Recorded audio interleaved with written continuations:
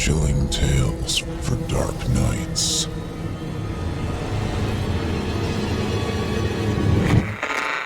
Want to make sure you never miss a Chilling Tales for Dark Nights video again? Be sure to subscribe and hit that bell to turn on notifications. It's time to turn off the lights and turn on the dark. Chilling tales for dark nights.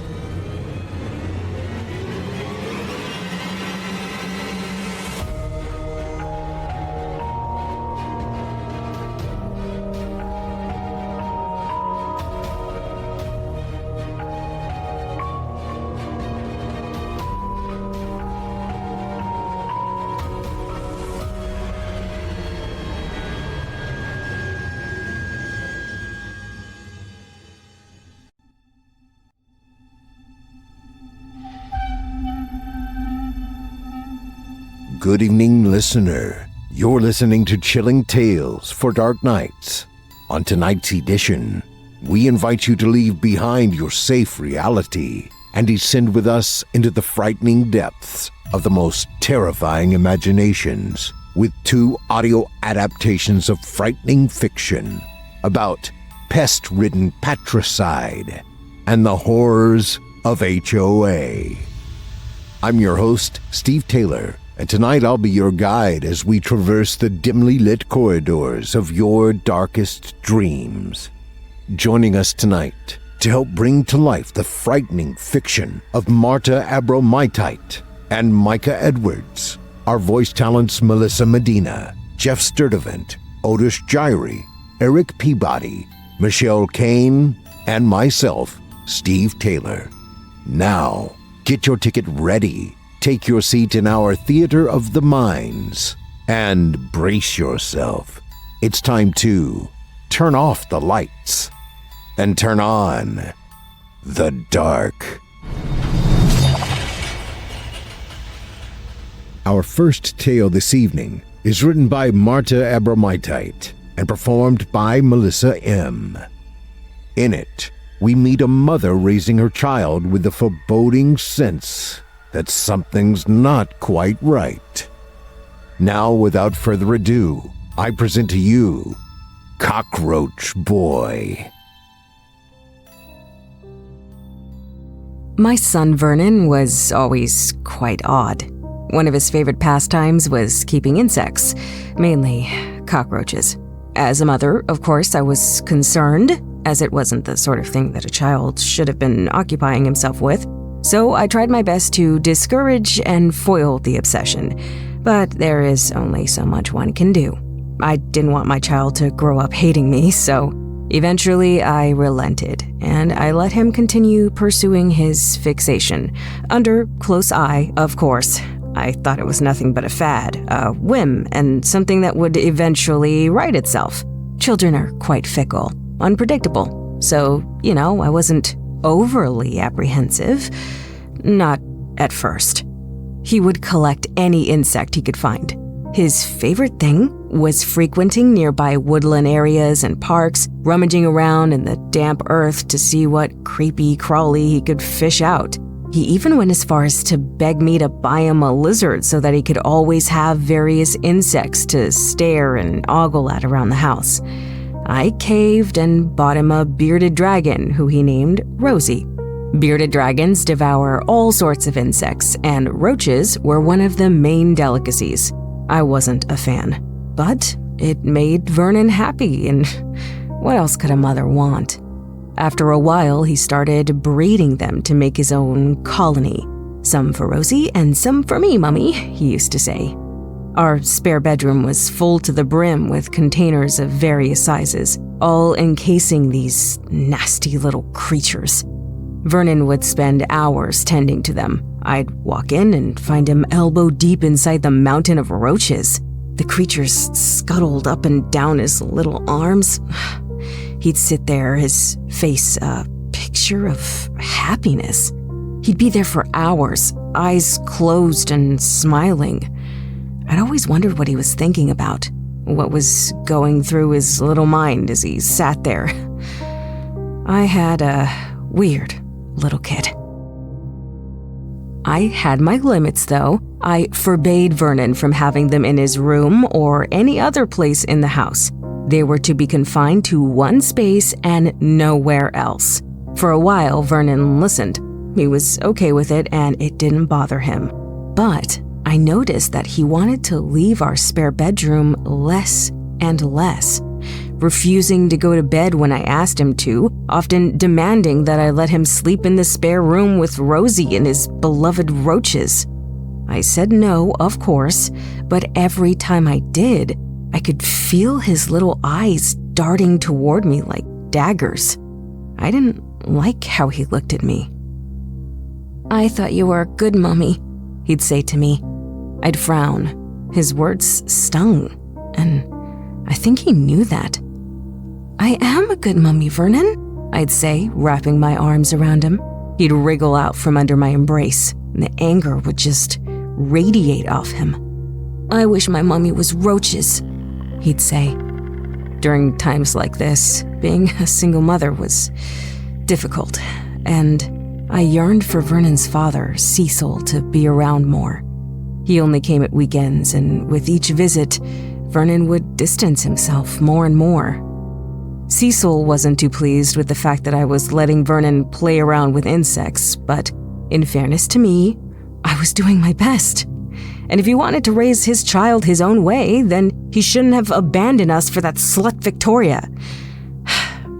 I told him as much. As time went on, Vernon became increasingly more consumed by his addiction. He started to disobey me, and one morning I found his room covered in jars, buckets, a plethora of different sized containers, all filled with these slimy, winged creatures. It was disgusting as well as disturbing, but I was at a loss for what to do. I demanded Vernon dispose of them. He would look at me with a terrifyingly vacant expression and outright refuse. "No, Agatha," he'd say. Agatha? He's never called me that before. "I am your mother, Vernon, and you will do as I say. Now get rid of these things at once." I'd had enough by this point. The next day, as if by a miracle, there would be double the amount of squirming things. I couldn't fathom how they were multiplying so quickly. I had noticed other changes within Vernon. He was becoming more withdrawn, quiet, and aloof. Basically, it wasn't the sort of behavior that a 10-year-old should be exhibiting. I started hearing peculiar sounds emanating from within his room, too. Sounds of chewing, crunching. When I'd take a peek, I'd see Vernon lowering one of the roaches into his mouth. They would wriggle and protest, but Vernon would shut down their complaints by a loud and hard smack of his little teeth. He'd sit and chew for a long time before he finally swallowed, and my flesh would be assaulted by goosebumps watching him. I had decided that enough was enough when I watched him put his hand down his throat and retrieve a spiked leg. A few nights later, I was in bed. My deep sleep was interrupted by sounds of scratching. As I suspected, the noises were coming from within Vernon's room. I was apprehensive when I approached it. I really didn't know why. Something at the back of my mind was telling me not to. When I entered, the room was pitch black, and I fumbled for the light switch. When I flicked it on, the sight that assaulted my eyes was unspeakable. Roaches filled every crevice of the room, every little hole. They were everywhere. They squirmed and scurried all over each other. Vernon was leaning over Cecil, his father. I watched as my husband's stomach constricted, morphed, and quivered. Then the skin ripped open, splitting at the fleshy seams. It tore apart as easily as a sheet of paper. Inside, a million cockroaches slithered and thrashed. "Vernon, what have you done?" I screamed. Vernon beamed happily, a crazed grin from chin to chin. Daddy is roaches now, Mummy. I only get to visit my son on weekends now. He resides in a psychiatric facility just outside of town. He is more withdrawn than ever.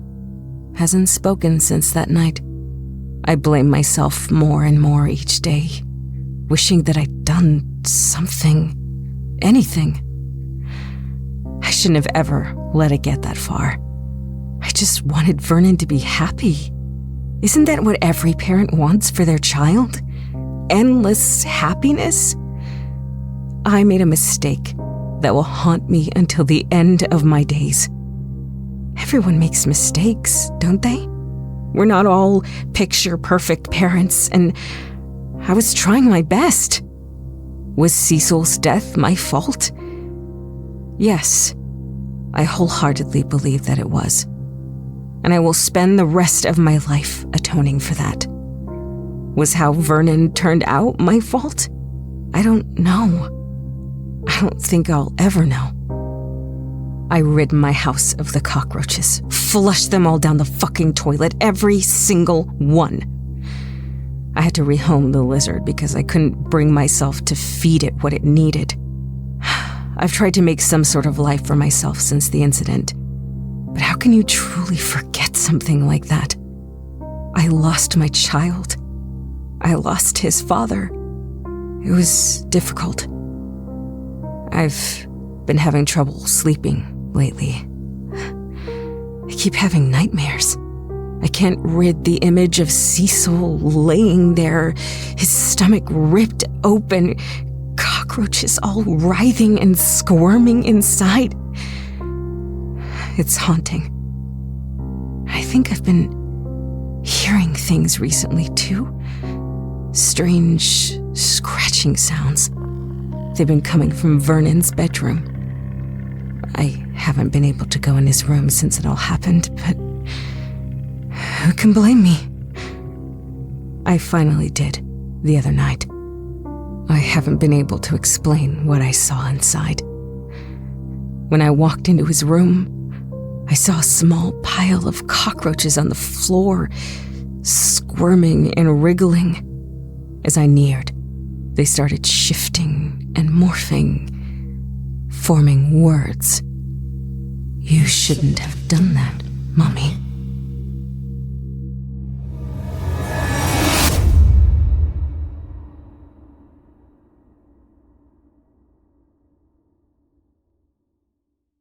I hope you enjoyed Cockroach Boy, as written by Marta Abromaityte and performed by Melissa M.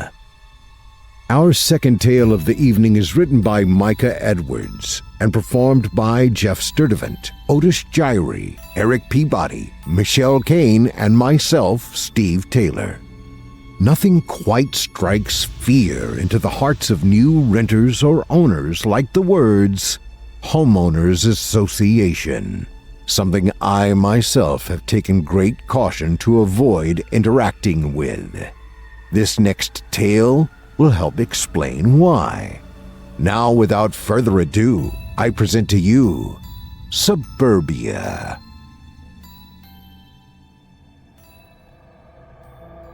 This is a story about fireworks and lampposts and guns. This is a story about those who see what they expect to see and those who don't. This is a story about Suburbia. I moved out to the burbs a couple of years ago before the interest rates went nuts. I got a house in a nice quiet neighborhood with some nice quiet neighbors.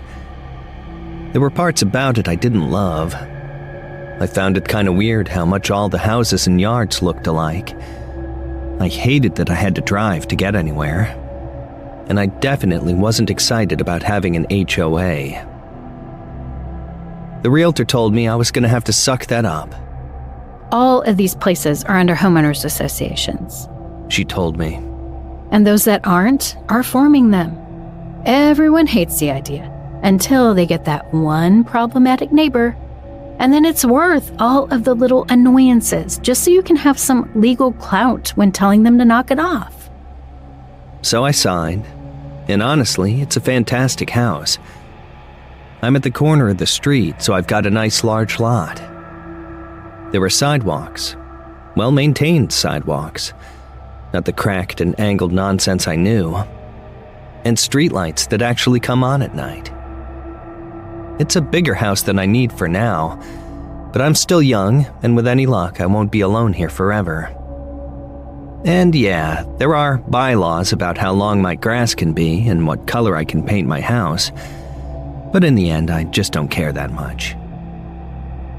About that one problematic neighbor, though. My realtor didn't mention him by name, but there's no way she wasn't thinking of Morgan Quickly. He's directly across the street from me, in the one house that doesn't blur together with all the others. He's got dark siding and exposed brick, while every other house is a fairly uniform cream color. There's ivy that creeps its way up the bricks sometimes. And the grass in the yard isn't the same green as everyone else's. There's nothing wrong with the house, it's just different. Morgan's different too. That's putting it mildly. See, when the realtor didn't warn me about him while I was buying the house, she also didn't mention that he'd been here before the HOA was formed, and he'd refused to join when it did. That's why he was able to stand out. There wasn't a thing anyone in the neighborhood could do to stop him. I found out about Morgan not long after moving in. I'd only been in the house for 3 days, and my moving pod had just arrived. I'd spent a long day unloading it and was finally relaxing on my couch. Actual furniture. In my actual house. When suddenly, I heard gunfire from outside, sounding like it was right across the street. Survival kicked in and I hit the ground. I looked around fast to see if I needed to get away from any windows, maybe crawl for the kitchen. Then I heard another string of pops and a long whine, and realized it was just fireworks. I stuck my head out of the front door to see Morgan sitting in a lawn chair, a Roman candle at his feet. He was waving at a scowling neighbor I hadn't met yet. Quickly! Knock it off with those, or I'll call the cops! Shouted the angry man from his porch. Just welcoming in the new neighbors, Sean, Morgan called back. It's a school night! Sean stormed back inside. Morgan saw me looking and turned his grin in my direction. Evening! Welcome to the neighborhood. An enthusiastic greeting for sure. Do you always welcome people this way? Oh, I welcome everything this way, He said. You'll hear about me. Come on over. I got a spare chair. I pulled on my shoes and walked across the street. As I crossed under the streetlight outside of his house, it went out. I looked up at it reproachfully. Don't mind it. It does that. Morgan said. Come on, have a seat. You drinking? He offered me a beer, which I supposed meant that I was. Morgan and I got along shockingly well. There had to be 60 years separating us, but he was just a genuine guy, and I didn't get that vibe from anyone else in the neighborhood. I liked them all well enough, but I had the distinct impression that they'd spread a rumor behind my back at the same time they were assuring me that no matter what everyone was saying, they certainly didn't feel that way about me. Morgan was about as subtle at his fireworks. If he had a problem with you, he'd tell you.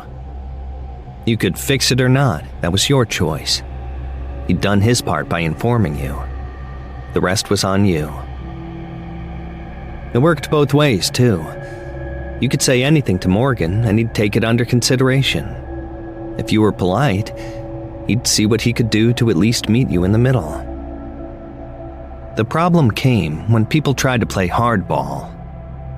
Morgan, as it turned out, was a world champion in calling people's bluffs and getting people's goat. When he felt someone deserved it, he would be petty in ways that were absolutely remarkable. He told me a story about early on, when they were forming the HOA and putting in sidewalks and generally dressing up the neighborhood. The folks spearheading the initiative were pressuring him to join and weren't taking no for an answer particularly well. Don't you want the benefits? The man in charge had asked. I can't remember his name, Morgan told me, though his memory was plenty sharp on most other things, so I suspected this was just one more instance of pettiness. Can't see any need, Morgan told him. Well, what about the sidewalk maintenance? The man gestured to the freshly poured sidewalk running in front of Morgan's house. Not my problem. Well, it's on your property, so it is your problem. The county can fine you if they're not properly maintained and cleared and so on. All right. Take them back out. What? You heard me. Take them out. If it's going to be a pain, I don't want them. It's an easement. The county's allowed to... But the county didn't, did they? You did. I was fine with that if you were going to maintain them. But you can't come put something on my property, then tell me you're going to charge me if I don't keep it looking nice? Take it back out, or I will. You can't do that. A lengthy and bitter court case later, it turned out that Morgan could, in fact, do that. Partway through, his HOA neighbor offered him a written agreement for the HOA to provide maintenance at no cost to Morgan, but it was too late for that. Morgan made them pay to tear out the brand new sidewalks, refill and reseed his lawn. For years, the sidewalks came right up to his property line, stopped, and picked up on the other side. There was a worn footpath through the grass where folks kept walking, but the county couldn't charge him to keep that clear of dirt and leaves and snow, so it was just fine by Morgan. Years later, when other folks got tired of looking at Morgan's muddy footpath, they approached him and asked him politely if the HOA could please put in, and maintain, a sidewalk in front of his property. The man he'd had the original feud with had moved out, so Morgan said yes. The fireworks were a similar case. He'd set some off for July 4th one year, and the man I'd seen yelling at him the other night, Sean, had come storming out of his house and snatched the lighter out of Morgan's hand, telling him that he couldn't do that around here. Morgan simply waited for Sean to leave, took out another lighter, and set off another round of fireworks. The police arrived shortly thereafter, but it turned out that all of Morgan's fireworks were legal, and there was nothing in the law preventing him from what he was doing. The police asked him if he would mind please stopping to keep the peace in the neighborhood, and Morgan said, his face broke into a big smile when he told me this part, Why would I want to keep the peace with a thief? Sean, who'd been angrily pacing over on his lawn, blew up at this and demanded to know what Morgan meant by this slander. This man, Morgan said to the police, ignoring Sean, came onto my property earlier and stole a lighter out of my hand. As long as you're here keeping the peace, I'd like my property back. Sean blustered and got red in the face. But in the end, he was forced to go back into his house and retrieve Morgan's lighter, as well as endure a speech from the police about the importance of respecting personal property and boundaries. Needless to say, there was no love lost between him and Morgan these days. He watched Morgan like a hawk for any actual infraction of the law, just waiting for him to slip up. And Morgan, for his part, celebrated every occasion and no occasion at all by setting off fireworks in his front yard. That was the story he told me at first anyway, before we knew each other. We came to be pretty good friends, like I said. One evening, about a year after I'd moved in, we were sitting on his front porch and talking. You see that woman? Morgan asked, nodding toward the sidewalk where a woman had just crossed under his street lamp. Yeah, what about her? Does she live around here? I don't know. Maybe? Not maybe, yes or no. Does she live in the neighborhood? Have you seen her before? I tried to come up with a definite answer and failed. Honestly, I could barely describe the woman I'd just seen, except in the most generic terms. Average height, shoulder-length hair, business casual clothes. Maybe glasses? I wasn't even sure about that. I have no idea, I told him. Morgan sighed. She doesn't, he said. No, not exactly, anyway. And yes, you've seen her before. She walked by last night. I guess I wasn't paying attention. You've got to start. Why? I was genuinely lost. We'd been chatting about movies a minute ago, and now I was suddenly in the hot seat. I'll give you a shortcut, said Morgan, ignoring that question. He pointed to his streetlight. You see that lamp? Anything odd about it? Looks like it always does. It was shining brightly, illuminating the empty sidewalk below it like it always did. It was the world's most useless street lamp, because it cut out every single time anyone walked under it. It only shone when there was nothing to see. I'll walk over there, said Morgan. Why? So you can watch it turn out on me? Oh, so you know it'll turn out when you walk over there. Then we're getting somewhere. So here's a question. If it turns out whenever anyone walks under it, why is it on right now? I puzzled over his question for a moment before it hit me. The woman who had just walked under it. The light hadn't turned out on her. I'd never seen it do that before. None of this was adding up, though. I said as much to Morgan. You're gonna need to catch me up here. How does the streetlight finally doing its job tell you that a lady doesn't live in the neighborhood? Stay here, said Morgan. I'm going to get another beer. He came back out with beers for us both, and a couple of bottle rockets tucked under his arm. What are we celebrating? Peculiar People Day, said Morgan. He put the fireworks into our old beers and handed me the lighter. When I get up, I need you to light those fireworks. Now, what was it we were talking about? I knew what that sort of redirection meant. When Morgan had settled his mind on a subject, he was absolutely immovable. I wasn't sure why he was so unwilling to talk about something that he'd brought up, but I did know he wasn't going to say anything more about it. We talked for maybe another half hour until Morgan suddenly stood up. Now, he said, walking toward the street. For a second, I forgot what he meant. Then I fumbled for the lighter and lit the bottle rockets.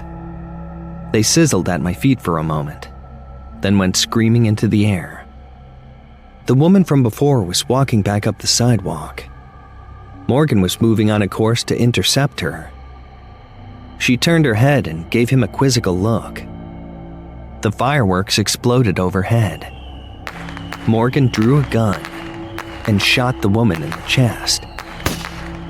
I leapt from my seat, racing across the lawn, only to stutter to a walk halfway there. There was no woman, no body on the sidewalk. There was nothing but a tremendous mass of roaches, all writhing in panic as they fled from the light. I stammered out incoherent questions as I drew closer. Don't ask me. Go see it for yourself, Morgan said, hiding the gun in his jacket. Sean was yelling something out of his window about respect. Morgan gave him a friendly wave. I processed none of that. My eyes were on the bugs, almost all of which had now disappeared into the grass. They were each about a half-inch long, with obsidian black carapaces that blended in well to both asphalt and dirt. There had been thousands of them only seconds ago. Now I could see no more than a handful. I stepped too close to the street lamp. The light went out. I could no longer see the remaining roaches. Morgan watched me stare at the ground for a long time. He waited until I turned back to him to speak, Okay, he said.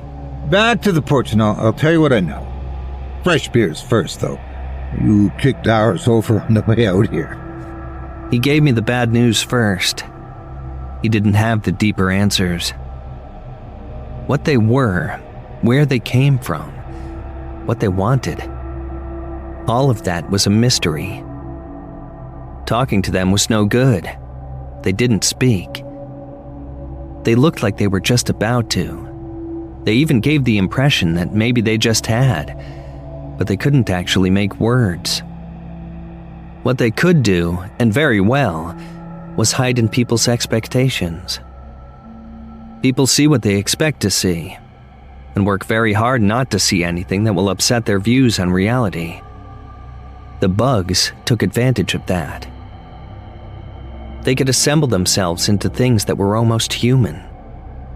They could walk among us, watch us, learn from us. And Morgan had found out, only through the most unlikely of accidents, his broken streetlight. The bugs could fool us, but they couldn't fool something as dumb as whatever was broken in that lamp. Whether it was the weight of our tread, or the rhythm of our motion, or even something bioelectrical in our bodies. The bugs didn't have whatever it was that screwed with the lamp's circuit. It would turn off for absolutely any person walking under it, but it stayed on for the bugs. I saw a man under the light, and I thought, that's odd, that it hadn't turned off. I was looking up to see if someone had changed the bulb, and I don't know if the bugs were looking as well, or assumed I'd get out of their way, or what, but we collided. Instead of the usual solid thump of running into someone, his arm just dissolved. I watched his whole body fall apart into those shiny black cockroaches. But it wasn't until I felt a tickle on my arm hairs that I realized they were all over me. Morgan gave a shudder as he remembered, unconsciously rubbing at his arm. Disgusting. Anyway, I put two and two together, and the next time I saw that light stay on, when someone went under it, I took a swing at them. Sure enough, my fist went right on through, and I was covered in scurrying roaches again. Didn't take me a third time to figure out to get a gun, so I didn't have to touch them anymore.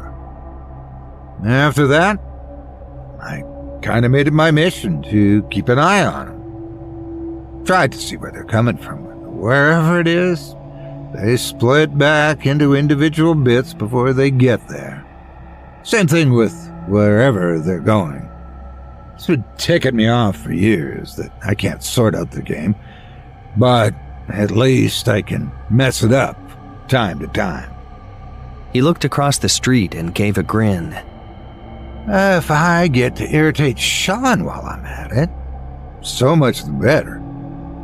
My opinion, he's not much better than the bugs. The funny thing is that Morgan never realized how close to the truth he was with that last statement. Like I said, that whole conversation happened a year or so back.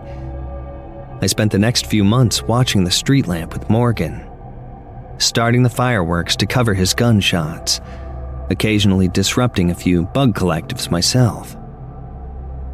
Then one day I went over to his house and he wasn't there. His car was there, and so was all of his stuff, but Morgan was missing. The police poked around for a bit and said they'd look into it, but it was clear they had nothing to go on. I didn't tell them my theory, that Morgan was right, that the bugs had been watching us even as we were watching them, that they'd gotten tired of Morgan interfering with whatever they were up to, and had decided to interfere with him too. I started watching people outside of the street lamp, seeing who was happy that Morgan was gone. It was all the ones you'd expect. The ones who like that every house looks the same, that all the grass is cut to the same length, that everything is as uniform as possible. and I started to think to myself, what if the streetlight doesn't show us all of the bugs? It can get some, yes. The weaker ones. The ones who are still building up their full human personas. But what if they can get better? What sort of person would those look like? Probably not Sean, as much as I hate to say it. As full of bluster and bravado as he is, he stands out as an individual, and that isn't their style. But the vice president of the HOA, a man so bland that although I've spoken to him a dozen times, I've never held on to his name. They could form that sort of man. A man dedicated to making sure that everyone matches, everyone conforms, everyone joins in. He might still be a person. I've been watching him for months, and I'm not sure yet. There are a lot just like him here, which is exactly the problem, and the point. I'll be going to his house tonight to see what he hides behind his identical front door. I have a feeling that in his basement, I'm gonna find something that stands out. At least until he can get everyone to be just like him. I can't wait any longer. They took Morgan already. They have to be watching me too. Wish me luck. I'm going to stand out.